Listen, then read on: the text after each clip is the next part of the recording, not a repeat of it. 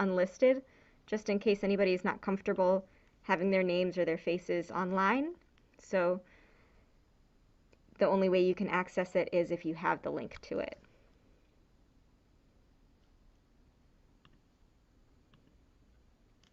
All right. So welcome everybody. We have a new person. Emma's in the class today. So it might be hard to hear her, but you can speak up. Oh. Please know that we always, lots of questions are encouraged. You can ask lots of questions, and if you ever feel uncomfortable answering, or you are having a day where you don't feel like answering anything, you can always sit back and say pass. All right. So, someone is here. Sorry about that. 1 second.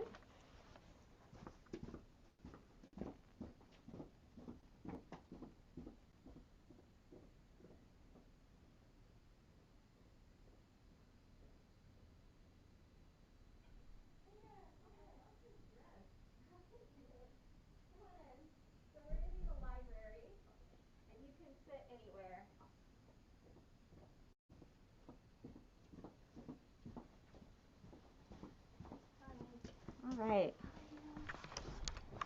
Okay.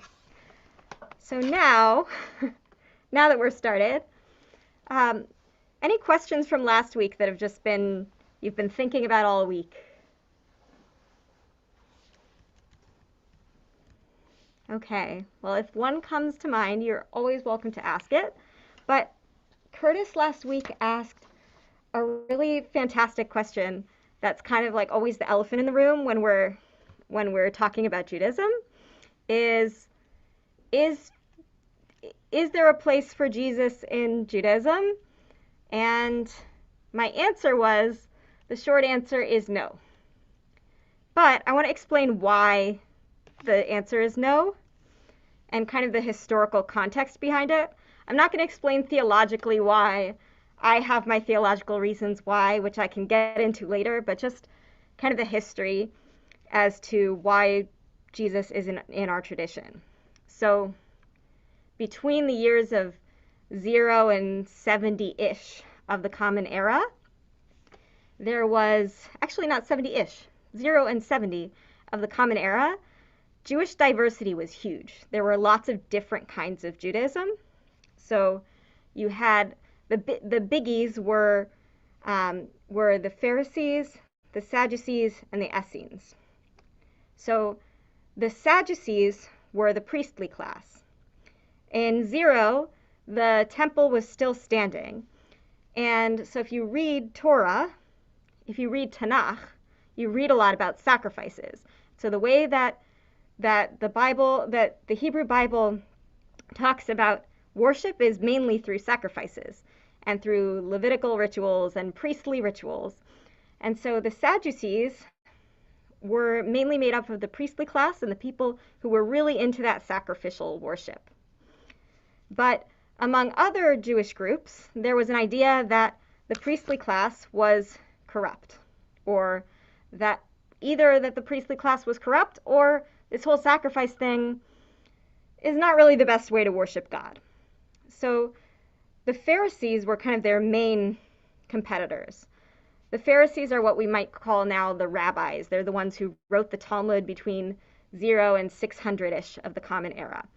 So we'll be talking more about the rabbis later, but basically the rabbis of the Talmud and the rabbis of this time period, who we might call the Pharisees, started to think, this version of sacrificial Judaism is really hierarchical, and let's bring it back to the community. So they created forms of worship that involved more of the family and more of the community, kind of started this idea of local synagogue spaces so that people didn't have to travel to Jerusalem to sacrifice their animals every time they wanted to talk to God. So they really brought ritual back into the home, and that was really intensified in 70 with the destruction of the Second Temple, when we couldn't do sacrifices anymore even if we wanted to. So we've got Sadducees, Pharisees, we've got the Essenes also, who they also didn't love what the priests were doing. They went and lived elsewhere. They were focused on purity and asceticism. And like many ascetic groups, they didn't survive for long because you can't survive for long if you're not having sex. So, so they were a big movement, but faded out for obvious reasons. Now, going back to about zero-ish, we had, so in Jerusalem, we have the Pharisees and we have the Sadducees. We have the priestly people and the rabbis. And some parts of the New Testament will talk about Jesus as coming from the rabbinic world, coming from that rabbinic world. And if you read also in the Gospels, there's a lot of Jesus arguing against the rabbis. So these are the rabbis that eventually evolved into who we are today, into the Judaism that we practice today. We practice Rabbinic Judaism. And so Jesus, as written in the New Testament, is starting his religion, or starting his movement. He wasn't even starting a religion at that point until later, but starting his movement kind of within the rabbinic circles, and then brought in people who were not Jewish into that movement. And eventually, when New Testament was written with Paul and everyone else, right? You can tell I'm not a Christian scholar, but that started a new branch of religion. But really, he was inspired. He was inspired by the same things that the rabbinic Jews and that the Essenes were inspired by, that the priests were pretty corrupt and sacrifice wasn't a thing to do anymore. So that was really the impetus that all of them came from. So that's the historical background. And the second piece of information that I think is really important to think about is one of the reasons why Jesus isn't really mentioned in Jewish text is for the same reason that Christian text doesn't talk about Rabbi Akiva and Rabbi Yossi and Hillel, not because we insist that he didn't exist, just because he's not relevant to our tradition. Does that kind of answer your question, Curtis? No, 100%. That's exactly what I was looking for. I was just, curious for the historical aspect, so I appreciate that a lot. Any other questions from that? Okay. And I like saying that early because that's kind of gets the elephant in the room. I know when we're starting classes about Judaism, especially somewhere like Shreveport, that's always a question that I find that some people are nervous to ask, so I'm glad that you asked. All right. So today, I want to look at the Tanakh, which is the Hebrew Bible. This is what some of you may have grown up learning as the New Testament, or not the New Testament, the Old Testament.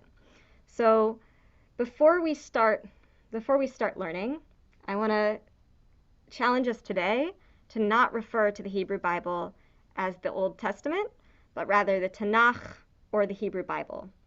Why do you think I'm avoiding talking about it as the Old Testament? Anna? I might be totally off base here, but it seems like referring to it as the Old Testament kind of puts it in dichotomy with the New Testament, and it's very Christian-centric. Right. So the one part of it is kind of to differentiate from an understanding of a Christian Bible. And also, to keep in mind that when we read the Old Testament in Christian Bibles, it's often the translations are often different because the assumptions are different, right? They're pointing towards something coming in the future, whereas in the Hebrew Bible, in the Tanakh, we really see that as it, right? This is our book. This is our word of God. This is where it starts and ends, right? Why else might we not talk about it as the Old Testament? I mean, it introduces confusion as if there is something newer and more relevant instead of like this old version that we don't talk about anymore. Like, no, that's the current version that we go on. Right. We have this idea that the Torah is the word of the living God, that the Torah, that the Tanakh is always relevant. So I like to look at it as a book or as a set of books that we can always come back to, and that's always relevant to us right now. So those are just a couple reasons why I'm challenging us today. Tanakh, or the Hebrew Bible. And Tanakh is a weird sounding word if you haven't heard it before, so we're going to go over what it means. So I'm today looking at our textbook, because I think that the way it lays things out is lovely. So the T stands for, anybody know these answers, what the T stands for? Torah. Torah, awesome. And the N stands for Nevi'im, which is prophets. And the K stands for Ketuvim, which is writings. And we'll go over the intricacies of what that actually means in the next page. But to start out going over how we use these, the Torah is chanted every week on Saturday morning in a synagogue where we'll have enough people to have services every single morning. It's also read on Monday and Thursday mornings, and it's also read on the mornings of a holiday. So when we read the Torah, we go into the Ark, we open the Ark, we pull out the Torah, and we read the scroll itself, that same scroll that we saw in the video. For those who are in the room today or who will be in the room at future times, if you haven't seen the Torah open before, happy to show you after this or any other day. So we read that every week. Each week when we chant a section of the Torah, it's called a parashah. And we also chant a portion of the prophets called a haftarah. And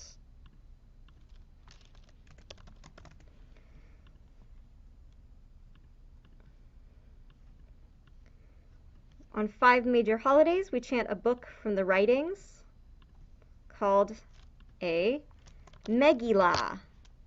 When we hear the word Megillah, we might think about the holiday of Purim, but there are other Megillot, there are other Megillas that we'll learn about on the next page. But those are 3 big words to know. Parashah is from Torah, Haftarah is from prophets, Megillah is from writings or Ketuvim.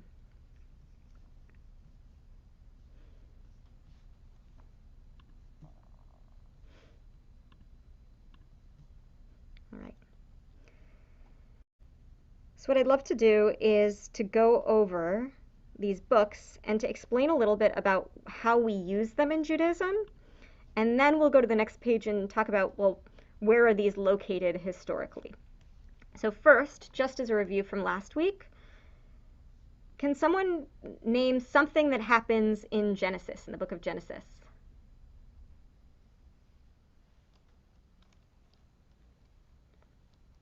Or Bereshit. And just as a hint, Bereshit means the beginning. God creates the earth. Yes, God creates the earth. So Genesis is the story of creation of the earth and then of the families who start out the Jewish people.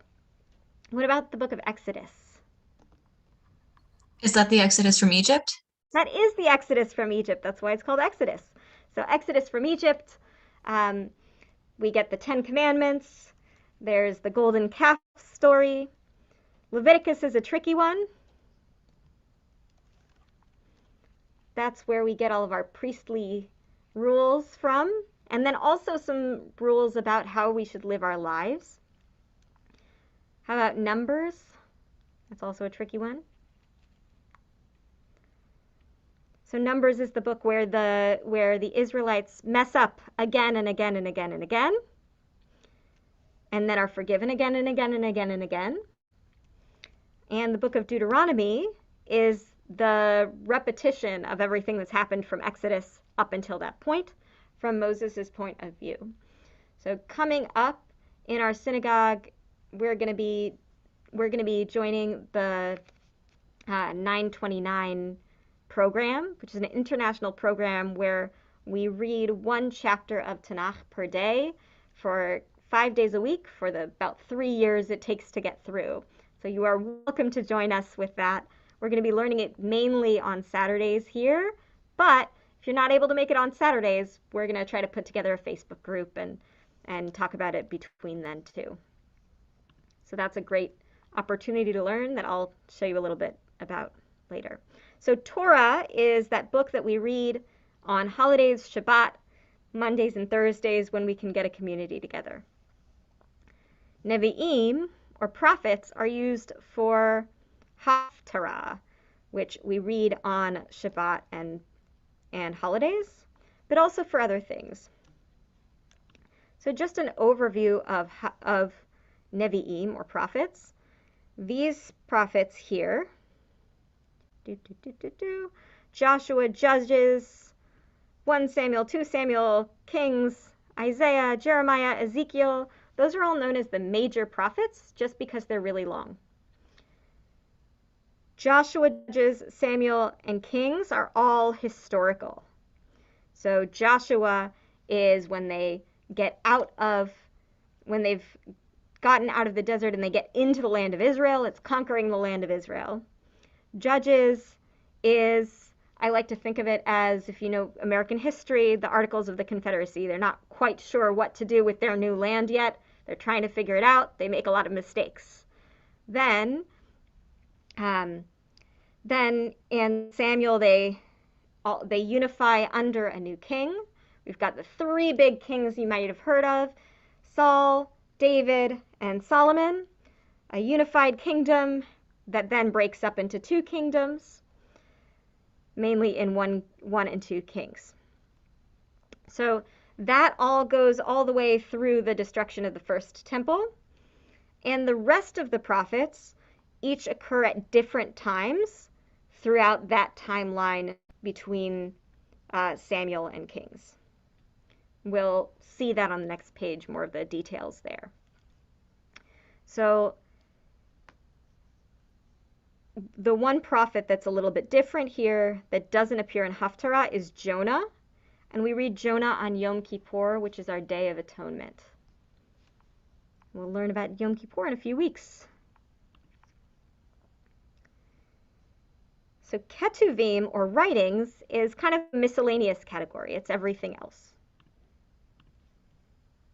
Psalms we see mostly in our prayers. We say a lot of psalms in prayer. So those of you who've been to a Friday night service, our Friday night service always starts out with a group of psalms. We also recite psalms when we're in a time of need. So on Saturday night, after we had heard that news of the hostage situation in Texas, at the Texas synagogue, while we were all trying to grapple with what to do with our emotions and with our fears, what a lot of rabbis, and I included, recommended was sitting down with Psalms and just starting to recite. There are a lot of emotions that are present in Psalms, joy and fear and hope and worry. And when we leaf through a book of Psalms, we can often find exactly what we're looking for because there's so much variety in there. So Psalms we use mostly in prayer, either in structured prayer or on our own. Proverbs we see in prayer sometimes, and it's quoted in rabbinic text sometimes. All of these texts in Torah, Nevi'im, and Ketuvim are often quoted in later rabbinic texts. So even if we don't have them in our liturgy or in our cycle of the year, they're quoted in other Jewish texts. Job also doesn't really show up anywhere, so other than quoted in rabbinic text. And these 5, Song of Songs, Ruth, Lamentations, Ecclesiastes, and Esther, are all texts that we say on the Jewish holidays. So we read them out of different scrolls. Song of Songs, we read on Passover. This is basically a love story. And when you read it on its own, it's kind of an erotic love story between two lovers. But we read it metaphorically also as a love story between God and the people of Israel. The book of Ruth we read on Shavuot, and we also point to the book of Ruth a lot when we're talking about conversion, because she is seen often as as one of the first people to go through conversion. She says to Naomi, her mother-in-law, who's Jewish, your God is my God, your people is now my people, and that's kind of seen as her conversion moment. That's the book of Ruth. Lamentations is said on Tisha B'Av. Now, Passover happens in late spring. Shavuot is late spring, early summer. Tisha B'Av is in the heat of the summer. It's the saddest day of the Jewish year, and so it's only fitting that Lamentations, which is lament about the destruction of the first temple, that's the Megillah we read on Tisha B'Av. Ecclesiastes is my favorite book of Tanakh, and you'll hear me talk about Ecclesiastes a lot, or Kohelet in Hebrew. Kohelet we read on Sukkot, which is that holiday where we build huts. And Esther we read on Purim, which is coming up pretty soon. Esther is the story of Queen Esther, and she hides her Judaism from her husband, the king, until she needs to express her Judaism to save the Jewish people. More on that in about a month and a half. Daniel, Ezra, and Nehemiah, and 1 and 2 Chronicles, again, don't show up much in our yearly liturgy, but it's still seen as part of the biblical canon. Daniel is the only book in here that's written not in Hebrew. It's written in Aramaic. Ezra and Nehemiah really should be seen as one book together. These are the books that happen when the Jewish people are coming back from the exile after the first temple is destroyed, and they're gathering together as a people and trying to figure out, how do we build this second temple and how do we regroup? 1 and 2 Chronicles is kind of a history of everything with lots of names and lots of genealogies and lots of dates. So if you enjoy that, go ahead. Chronicles is your set of books.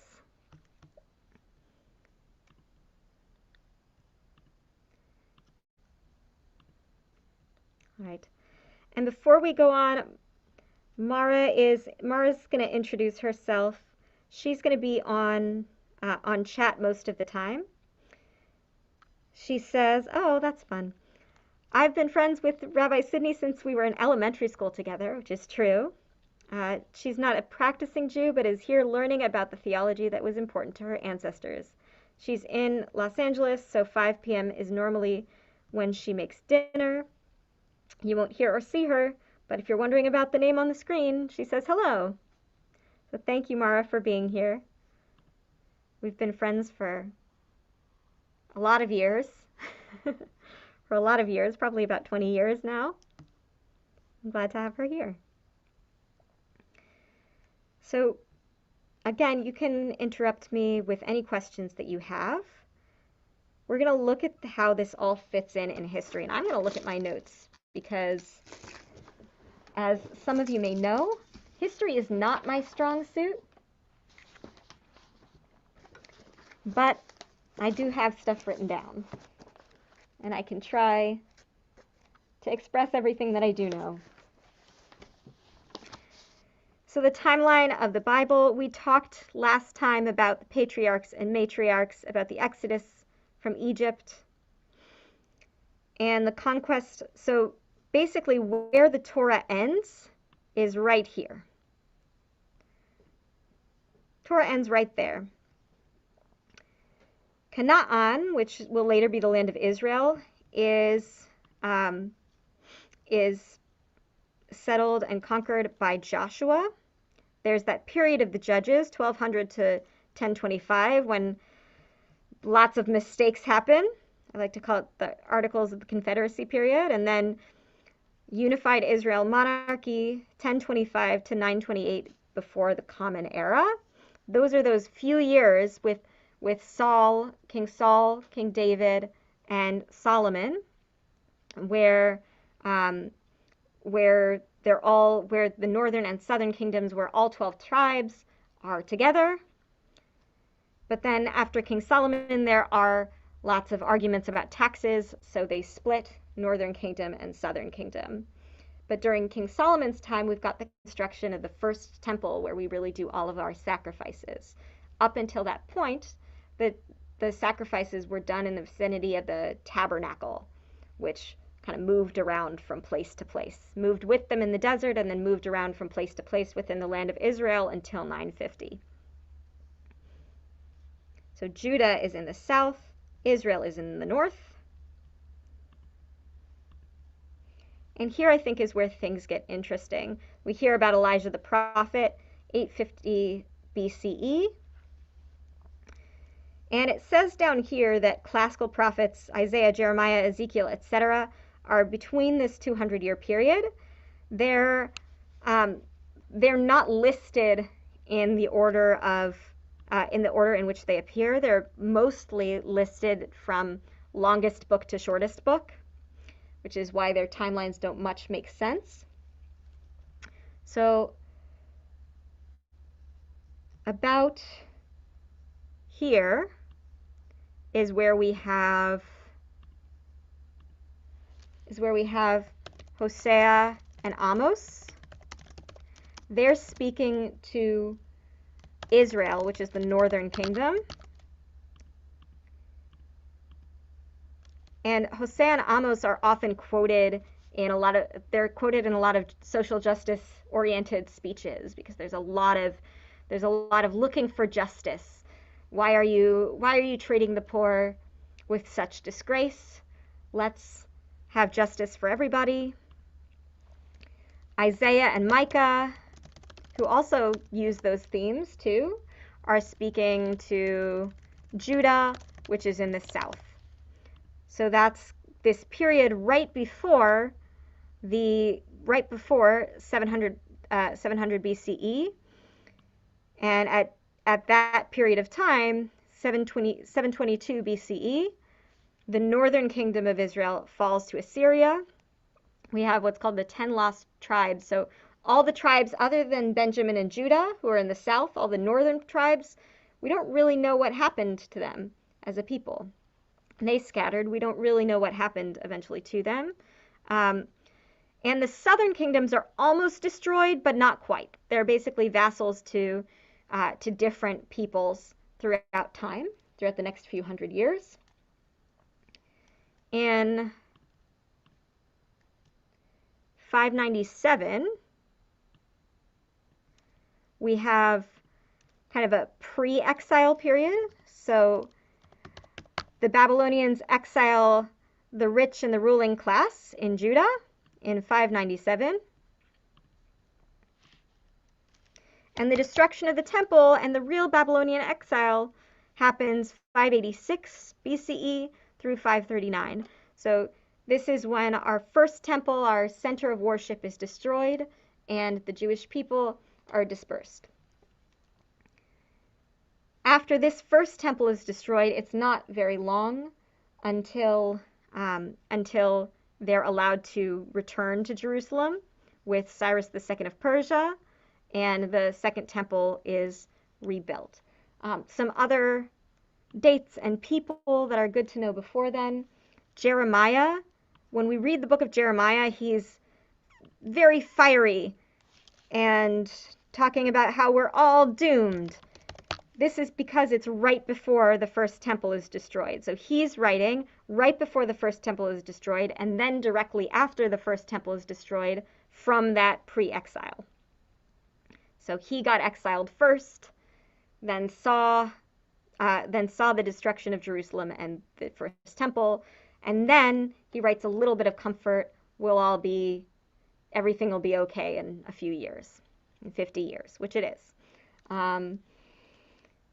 The second Isaiah, so when we read the book of Isaiah, you can kind of break it into two parts. So if you break it into two parts, second Isaiah is in this time of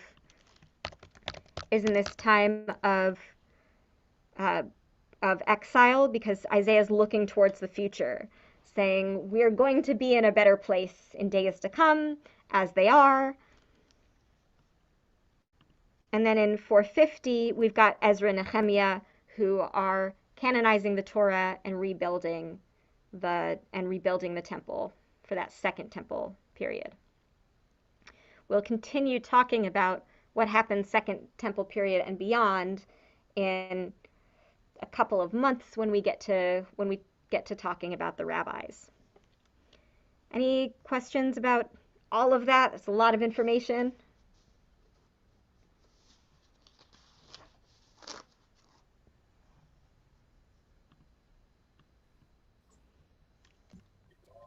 Oops. What was that? All right. So we'll keep going then. Sorry, there's a lot that I want to look up, but Yeah. so there were multiple exile periods you were talking about. There was pre-exile and then the destruction of the first temple.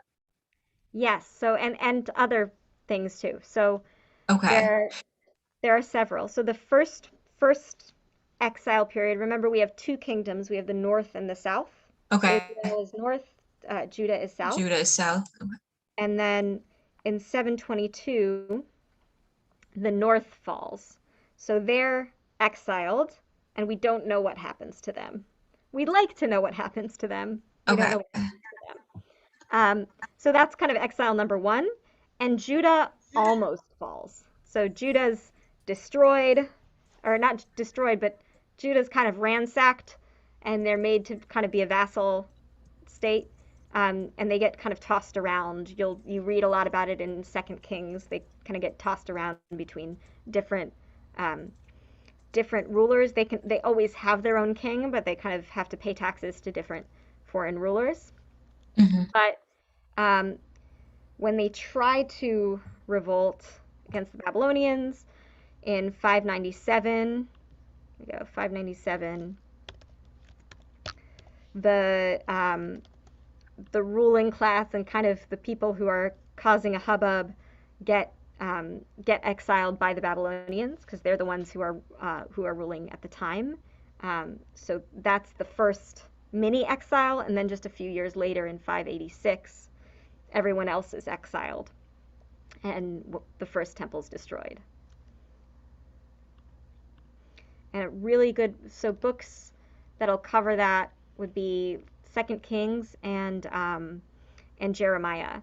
Jeremiah kind of gives in graphic detail what happens with that destruction of the first temple. Then second temple's built, and then we'll have another exile / destruction period, 70 onwards for the next few years, 70 CE onwards. So it's a lot of years until then. Okay. Sorry, I'm a total noob at the history, so I just wanted to make sure. That's why we're doing this. That's why we're doing this.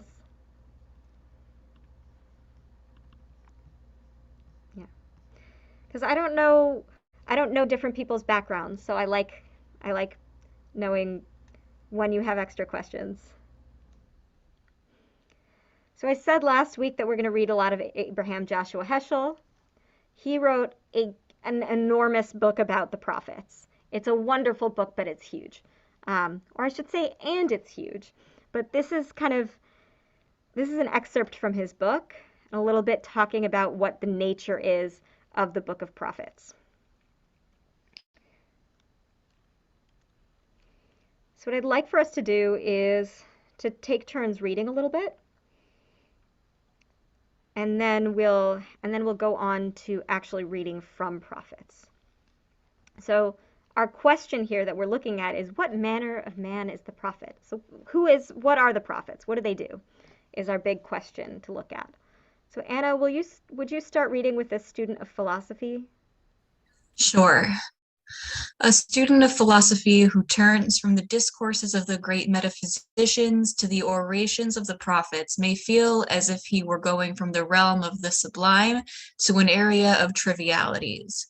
Instead of dealing with the timeless issues of being and becoming, of definitions and demonstrations, he is thrown into orations about widows and orphans, about the corruption of judges and affairs of the marketplace. Instead of showing us a way through the elegant mansions of the mind, the prophets take us to the slums. The world is a proud place full of beauty, but the prophets are scandalized. They make much ado about paltry things, lavishing excessive language upon trifling subjects. Why such immoderate excitement? Why such intense indignation? Indeed, the sort of crimes and even the amount of delinquency that filled the prophets of Israel with dismay do not go beyond that which we regard as normal, as typical ingredients of social dynamics. To us, a single act of injustice, cheating in business, exploitation of the poor, is slight. To the prophets, a disaster. To us, injustice is injurious to the welfare of the people. To the prophets, it is a death blow to existence, an episode to them, a threat to us, an episode to them, a threat to the world. The prophet's words are outbursts of violent emotions. His rebuke is harsh and relentless, but if such deep sensitivity to evil is to be called hysterical, what name should be given to the abysmal indifference to evil which the prophet bewails? The prophet is a man who feels fiercely. God has thrust a burden upon his soul, and he is stunned at man's fierce greed. Prophecy is the voice that God has lent to the silent agony.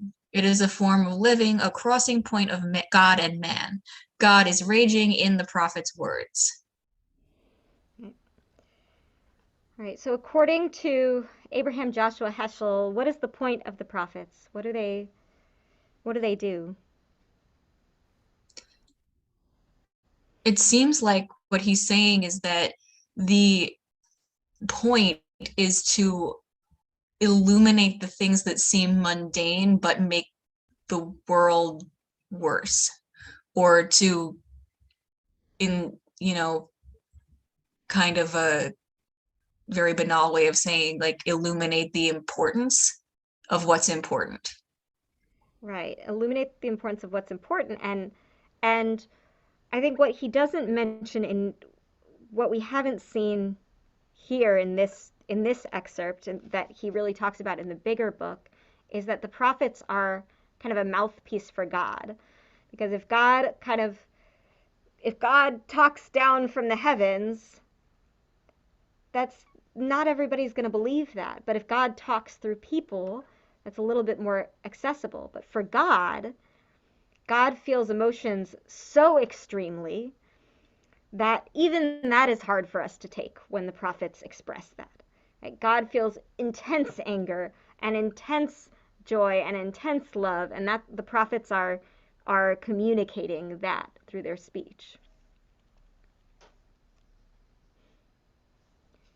Anything else you found interesting, or anything else you found the prophets to be from his words?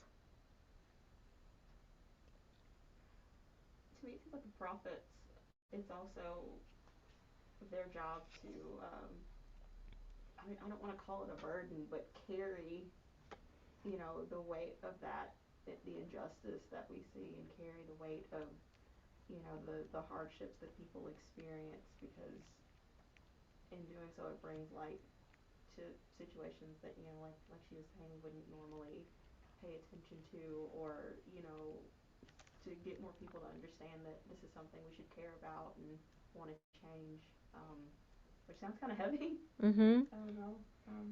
That's what I got from it. So bearing the burden, and then also letting people know what's important, and also letting people know that they have to change. And that idea of bearing a burden is something that the prophets talk about all the time. Like Jeremiah spends a whole lot of time talking to God, like, why do I have to deal with this? I'm just a human being. Yeah. Right? So absolutely. And just to give context to who Abraham Joshua Heschel is, because he's quoted a lot in this curriculum, and he's a wonderful author. So he worked a lot in the civil rights movement and in the anti-war movement, late 60s. Also worked a lot for children's rights. So he kind of worked in every area of social justice that there was.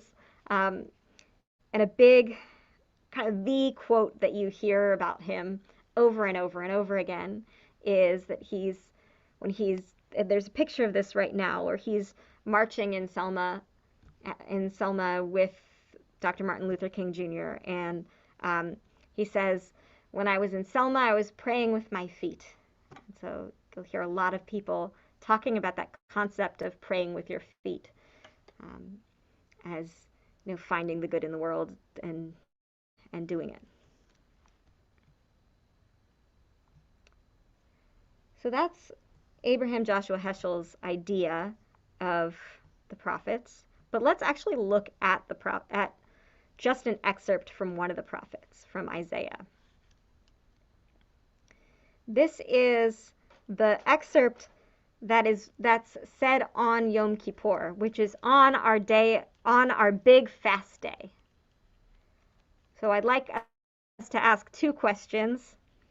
One, what is the message that Isaiah is sending us? And two, why in the world would we read this on a fast day? Curtis, would you read this for us? Yeah. Shout it aloud. Oh, you're moving it. Shout aloud, do not hold back. Raise your voice like a trumpet. Declare to my people their rebellion, and to the descendants of Jacob their sins. For day after day they seek me out. They seem eager to know my ways, as if they were a nation that does what is right and not forsaking the commands of its God. They ask me for just decisions and seem eager for God. Why have we fasted, they say? Have you not seen it? Why have we humbled ourselves? Have you not, and you have not noticed? Yet on the day of your fasting, you do as you please and exploit all your workers. Your fasting ends in quarreling and strife, and in striking each other with wicked fists. You cannot fast as you do today and expect your voice to be heard on high. Is this the fast I have chosen? Only a day for people to humble themselves? Is it only for bowing one's head like a reed, and for lying in sackcloth and ashes? Is that what you call a fast, a day acceptable to Adonai? Is not this the kind of fasting I have chosen? To loose the chains of injustice and untie the cords of the yoke, to set the oppressed free and break every yoke? Is it not to share your food with the hungry and to provide the poor wanderer with shelter, when you see the naked, to clothe them and not turn away from your own flesh and blood? Then your light will break forth like the dawn, and your healing will quickly appear. Great. Why in the world do we say this on a fast day? I think it speaks to the intent of the fast is the whole purpose of it. So rather than just like, hey, yeah, you need to fast to be hungry and elevate yourself to God, it's no, you're doing all these things so that you can help the poor and note what they're going through in those troubles and tribulations as well, and help the people around you. Right. Kind of calling out virtue signaling.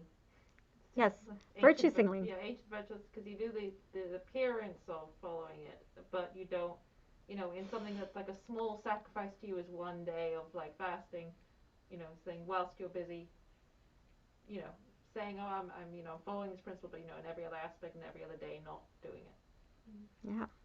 So it's like showing up to synagogue and then, the next day walking past somebody asking for bread, right? Asking for a little extra help. It's kind of pointing out the danger of fasting and feeling like that's enough. It's practice for being disciplined in our lives outside of that. Do more than just go through the motions. Yeah. Right. To not just go through the motions.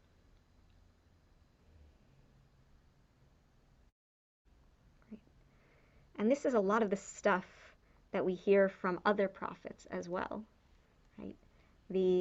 You're not taking this seriously. Right? You're doing you're giving sacrifices and then you're going outside and you're trampling on people who are on the streets.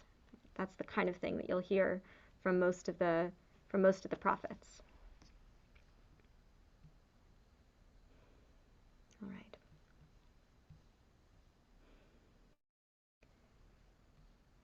One more question that I have in here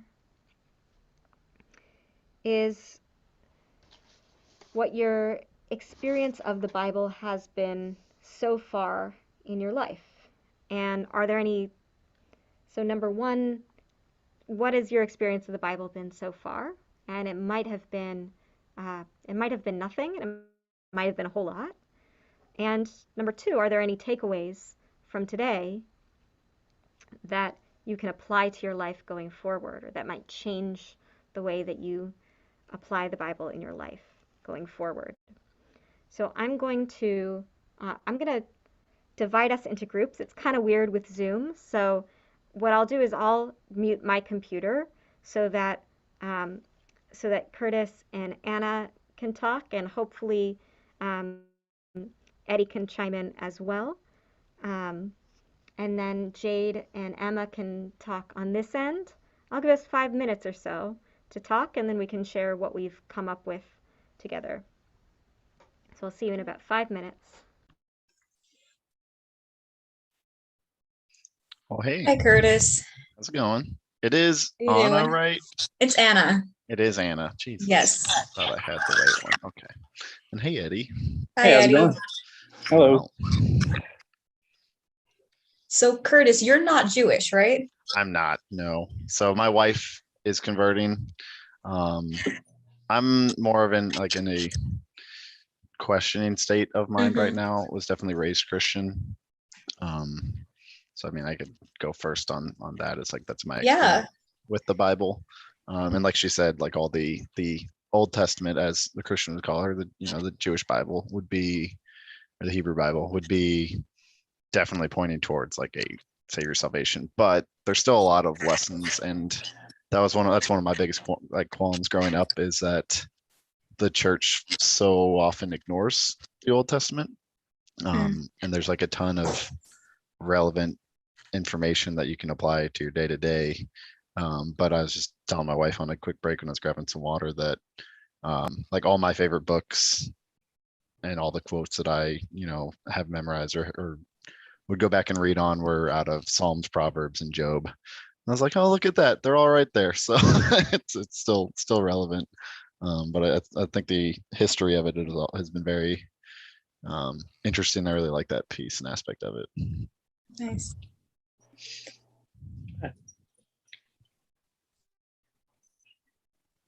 So what about you, Anna? Yeah, so for me, like my mother's Jewish, my father is not, and I was raised very secular. So I read a lot of, like Bible stories as a kid, but more as stories and less as a religious exercise. Mm-hmm. So really that's kind of the limitation of my exposure, in that because I don't have a lot of formal religious education. I was raised very secular, and so I like being here with Rabbi Sidney and co. It's just been it's been interesting because it kind of makes me want to go back and read it differently. You know what I mean? Because a lot of this stuff I haven't touched in 15, 20 years. And when last time I was engaged in the quote unquote stories, it was like just like a fairy tale book that I read when I was a kid, which is a weird thing to read. Well, I think about it all the time of how I was raised. Like, it's like, why would I learning these things? And like, what was Sunday school? And then you just don't. And then it was just definitely weird. So I was like, I probably need to go through and read it and actually go and see what it means to me today, after experiencing some life. Yeah. What about you, Eddie? So my parents were both Jehovah's Witnesses. I then started learning more about Jesus and so on. I grew up very into like Catholicism and Christianity because of my family. I have some Sephardic Jewish ancestry, way in the back. And then I always saw Judaism as like some like, oh, it's just a different religion. But once I started learning about it more and more, the more and more I wanted to learn more about it, or I wanted to like look into it more, basically. And it fascinated me, and that's why I'm here. So are you here as a convert, or are you here as just like a learner? I'm converting, and I'm also learning. Okay. Yeah. Awesome. That's like when my wife first brought it up to me, because I kind of always assumed she was Christian like me. I was just like interested, and then she's like, "Do you want to, learn more?" It's like, absolutely. Like if I'm truly going to believe in Christianity, then I'm also going to believe in the Jewish history, and there should not be a massive dichotomy of any difference or anything like that. And so for me, if I don't, like, if I'm like, yep, still Christian, there's still things I believe, it can only further, like, it's not a different God, it is the same. So I think that's probably, I kind of resonate with Eddie there for going and understanding the history there in the back, but then you look and you're like, oh, this actually makes a lot of sense and why it is its own, religion and culture and belief system. So it's not vastly different in its own way too. I was thinking right now, you brought up a really good question last class about, because my wife is Christian. She's kind of still staying in that realm, whereas I'm like transitioning. It's kind of opposite with Tessa and you brought up the question of, how would we, when you guys have children, how would that be? And I was talking to Rabbi Sidney about it, and something, it was like a good, at least to me, it's a good idea. But it's basically, so we have a daughter right now. We're going to teach her both sides of it. And then whatever she wants to pursue, she can basically stick to one side or the other. But like, I'm not going to teach her Judaism is better because X, Y, and Z. And then she's not going to teach her Christianity is better because X, Y, and Z. We're both just kind of give her this is what I believe in. This is what, your mom believes in, and you get to choose whatever you want. Right. And I think that's what we landed on too. The only complicated issue, not complicated, is that kind of like Anna, like she's born Jewish just because from a Jewish mother. Oh, gotcha. Which is fascinating to me. I'm like, what the? That's a thing? Like, yep, absolutely, it's a thing. So it'll be interesting to kind of learn that, like, cultural aspect as we get into the class. I think we'll definitely discuss it. But we talk the same way with other interfaith families. Just to raise them in both, give them both opportunities, and just love your kids. Like, that should come first, in my opinion. So I think that's awesome. Absolutely. That is awesome. Hello. Hi. I don't know if I'm muted.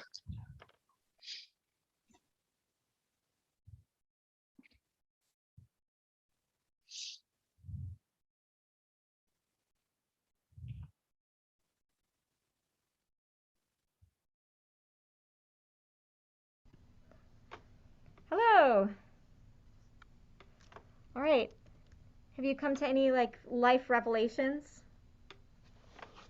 I don't think we've come to life revelations. We were just kind of talking about our backgrounds, because we come from a very, I guess, kind of diverse set of backgrounds when it comes to our connection to religion and Judaism specifically.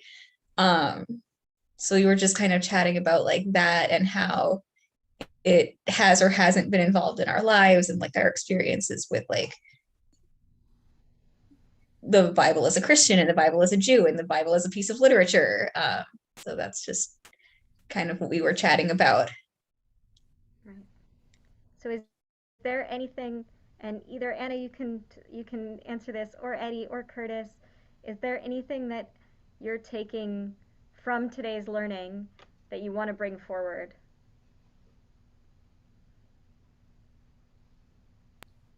I mean, I think for me, like the Hebrew Bible, just still being relevant is an important piece. Even if you go from a secular perspective and just philosophically look at the lessons and teachings, there's still meaning and value in today's world on that. And then furthermore, even as a Jew or as a Christian, there is the religious value and importance of that text, and it is the word of God spoken through time, and you can see the consistency. So I think it's it's just an interesting piece that it's like both historical and, you know, points you to God and further your relationship with God. Yeah, I like that. Great. And I know that you both said that you're taking something forward, and you kind of have had the same idea of what you're taking forward. Very similar, yeah. Definitely. Mm-hmm. And if you could speak a little bit loud so that maybe they can hear you. Well, for me, because I don't want to speak for you, you know, growing up in the Christian church and then leaving the Christian church, and then, you know, it it kind of just feels like text to me currently, and I really feel like looking at it through a Jewish lens is what's going to help it be more than just words on a page, help it become something more mindful and real and applicable to my life. Is what I'm thinking I want to take forward. Right. So both looking at it from a new perspective that you hadn't looked at it from before, and then also trying to make it apply to your life. Yes. In a real way. Yeah, kind of very similar, because I'm from Church of England, which is quite different to a lot of strange Christianity, and just parts of it never worked for me. Like Jesus, for instance, never quite worked for me, and it's quite de-emphasized in the church. Like, they don't talk about it too much. They certainly would never pray to him. So it's kind of like I really should get back to church and go back into spirituality. It was kind of when I was looking around, I was like, oh, so much Jesus. Oh, I can't pretend it's not a problem anymore. So really, it's about trying to rediscover my own religion, because clearly it wasn't quite what I thought it was. So yeah. So reading it again, knowing where you are spiritually, or trying to figure out where you are spiritually. Exactly. I love that. So I want to show you really quickly. Oh, Mara also says that she had a very similar childhood experience to Anna. She was raised secularly by a technically Jewish mother. As someone who does not have a spiritual practice, I grapple with the main concept of the existence of a higher power. Makes it difficult to subscribe to organized religion. I'm more interested in what Judaism teaches and why. Rabbi Sidney and I talked recently about Jewish death customs, and I do really appreciate them in other parts of what religion teaches. I'm curious going forward to learn what parts of teachings I agree and disagree with. I love that concept too of that not everything has to be something that you agree with, especially in this class, especially because as a group we're all coming at this from different places. So it doesn't disqualify you from learning about Judaism, or even from being Jewish or becoming Jewish, to disagree with something here. So, that, if it's okay, that makes me think of a question I did have.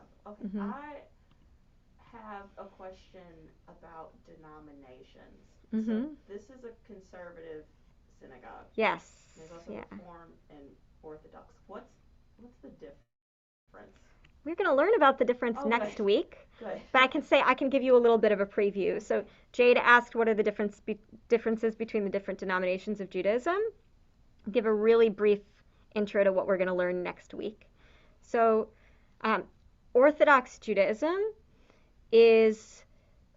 finds that the Torah and the Talmud are the Word of God and cannot be changed.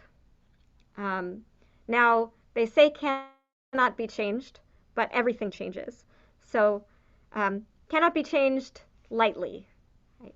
And even within Orthodoxy, I love that it's called Orthodoxy, because Orthodoxy is really diverse. There's a lot of variation between Orthodoxy, and a lot of Orthodox Jews would call other Orthodox Jews not Orthodox Jews. So that's one thing to know.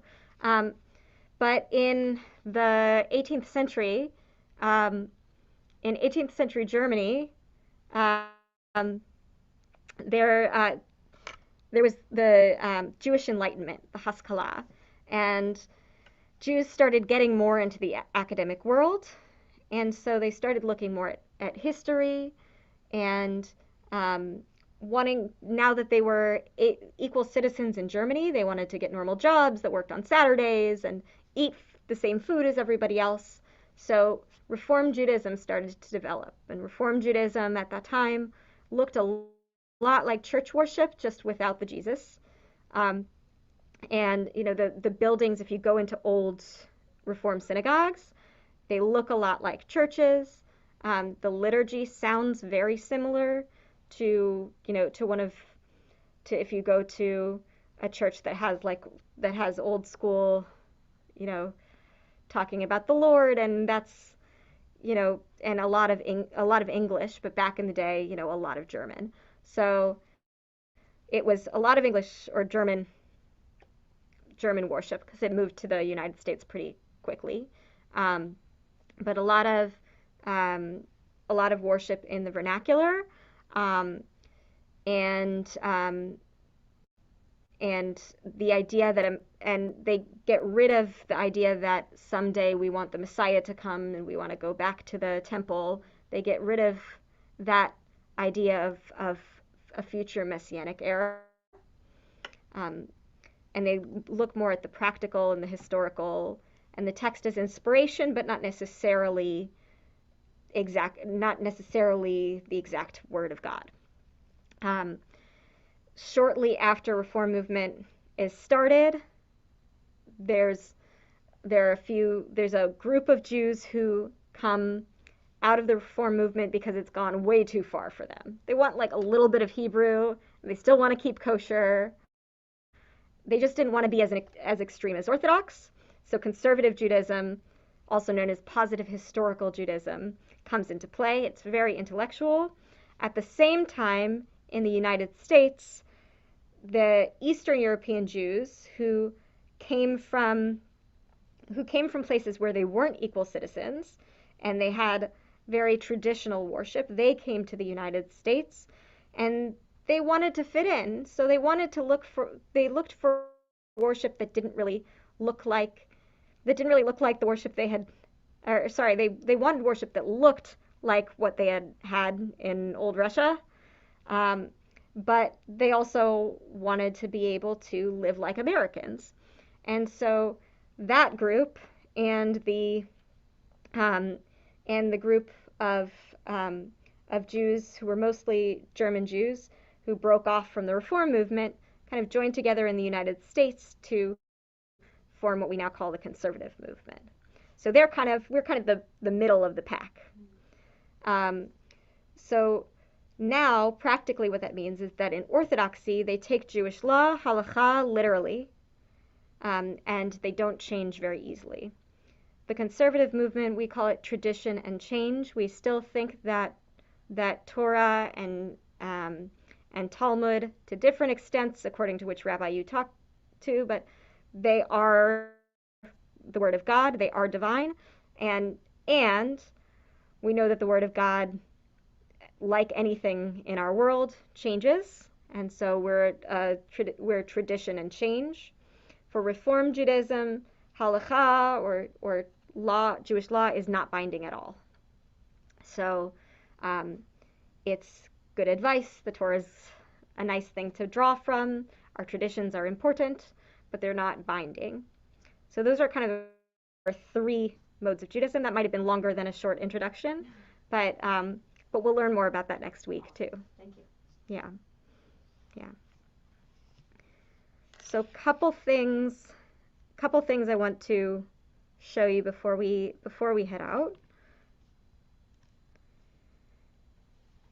So in this story of Ruth, like I said earlier, we talk a lot about Ruth as a big conversion, a story that a lot of people who convert to Judaism talk about. And the story of Ruth starts with Ruth and Naomi and Ruth's sister wife Orpah all living together. Naomi's husband and her two sons, who are Orpah and Ruth's husbands, they all die, and Naomi is devastated. She says to Orpah, and Ruth, leave me. And she tells Ruth, leave me 3 times. But, and here's the critical line, Ruth says, do not ask me to leave you or to keep from following you, for wherever you go, I shall go. Where you stay, I shall stay. Your people shall be my people, and your God, my God. So this is that text that we look at when we talk about conversion to Judaism. You might have heard that a rabbi has to turn you away 3 times before you're able to convert to Judaism. That's not taken literally, but it's a long process, and we have to make sure that those who want to convert are ready to do so, which is why I always ask people to wait a long time, at least a year, before they're ready. And I just want to share this because I know that of the people in the room, we have a couple people who are interested in converting to Judaism. We have a couple of people who have loved ones who are converting to Judaism. And so it's a hard process, and it's a process of a lot of questioning. And it's really a big statement that they're making, and something that has been seen as holy for a whole lot of thousands of years.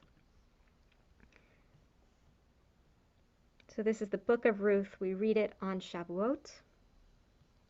And one other thing I'd like to show you is a good resource.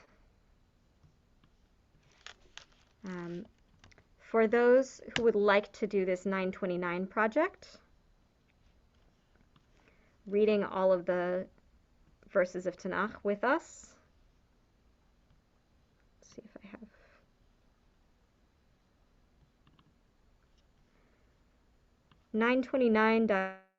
.929.org.il. Every day that we read a verse, there will be all this commentary here. So if you like historical commentary, there's that. If you like, I think sometimes they have art commentary, art-based commentary. I don't see that. If you don't like reading, or you don't have time to read a full chapter, you can always listen to it from audio. So this is a great site. Also, it's a great site to look at, even if you don't want to do 929. If you want to look at a specific story or a specific part of Torah, you can always look for commentary here as well. Great. Last questions, thoughts, reflections? Great. So next week we are going to learn about all those denominations that I gave a lengthy intro about, so I don't have to give my lengthy intro again next week. But we're going to be having a couple of rabbi friends coming. Most of the week next week will be, they'll tell us about their different streams of Judaism. We'll have an Orthodox rabbi, a Reform rabbi, most likely Rabbi Jonah. We'll have a Reconstructionist rabbi and me, and we'll all present a little bit about our streams of Judaism. So something to look forward to. All right. Well, have a wonderful evening, everybody.